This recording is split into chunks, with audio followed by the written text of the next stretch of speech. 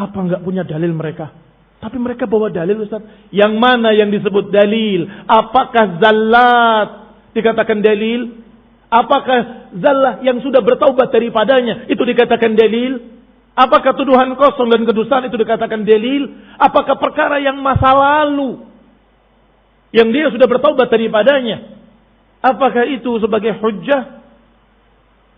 Ikhwani fillah, azakumullah, persis seperti musafiqin yang ada di Indonesia. Tidak menuduh asatidzah kita dan Ustaz Luqman dan lain-lainnya seluruhnya, kecuali dengan dua perkara. Satu, tuduhan tentang apa yang terjadi pada masa laskar jihad. Yang kedua, tuduhan komando. Wala tsalitsah lahuma, enggak ada yang ketiganya. Dua-duanya gugur. Yang pertama, sebelum kalian berbicara, kami sudah berkata, atubu ilallah. Kami sudah menyatakan Syekh Rabi' menasehati kami untuk membubarkannya karena terjadi mukhalafah terhadap sunnah. 1, 2, 3, walhamdulillah. Dan termasuk saya menulis. Alhamdulillah. Apa lagi? Mau diungkit seperti gurumu mengungkit seseorang bahwa dia dulunya adalah pezina, dulunya adalah sahibul khammarat, dulunya pelanggan diskotik, begitu. Sejenis. Sawa'un bisawa. Yang kedua, komando. Negara dalam negara. Kami tidak pernah berbaiat, kami tidak menganggap dia amir, kami tidak pernah. Tidak pernah. Yang ada cuma musyawarah. Bahkan kita datangi masyayikh.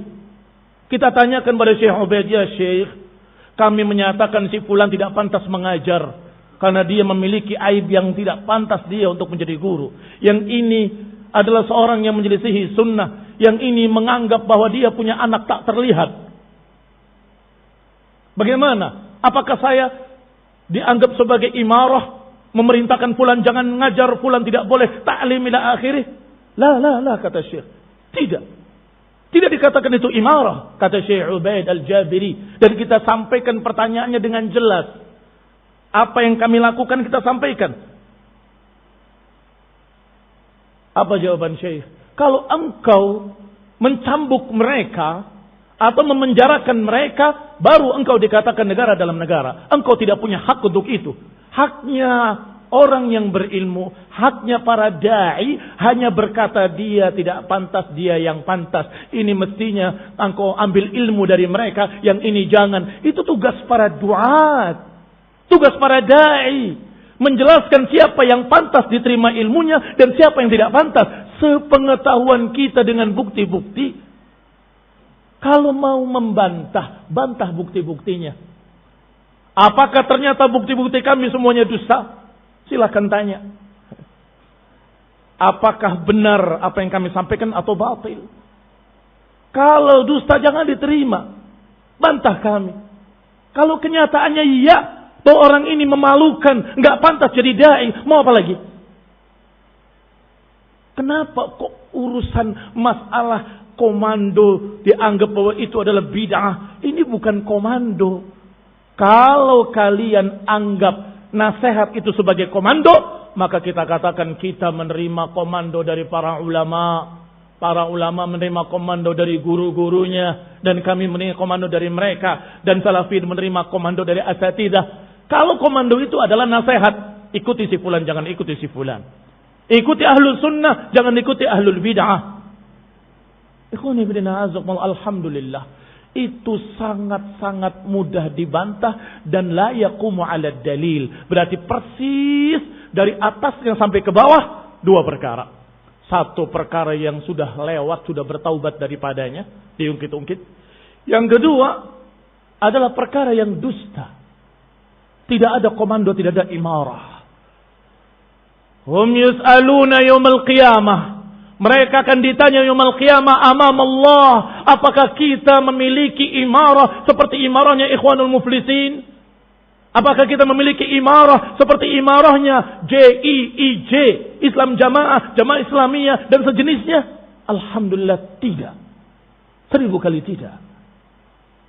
Ikhwani fid din, a'azakumullah, kaum muslimin rahimani wa rahimakumullah. Yang kita sampaikan hanya nasihat. Baik, Rasulullah sallallahu alaihi wa ala alihi wasallam mengajarkan kaidah dengan ringkas. Al-bayyinatu lil mudda'i, al-yaminu ala man ankar. Penuduh hendaklah membawa dalil. Yang dituduh bersumpah, wallahi saya tidak melakukannya. Demi Allah tidak ada itu imarah. Enggak ada komando-komando seperti penguasa kepada rakyatnya. Kalau tidak nurut komando kemudian ditangkap, dipenjara, dicambuk. Tidak ada. Walhamdulillah Rabbil Alamin. Taib, baqitum antum. Hatu burhanakum in kuntum sadiqin. Nasihat Syekh Rabi kepada Muhammad ibn Hadi.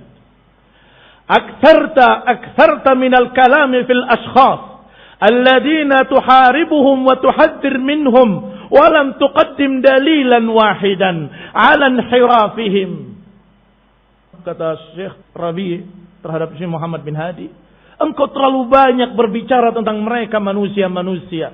Engkau terlalu banyak menuduh orang-orang pribadi-pribadi dengan tuduhan-tuduhan. Kalian perangi mereka, kalian tahdzir mereka, sedangkan kalian belum membawa hujjah sedikit pun. Tidak membawa bukti yang layak sedikit pun.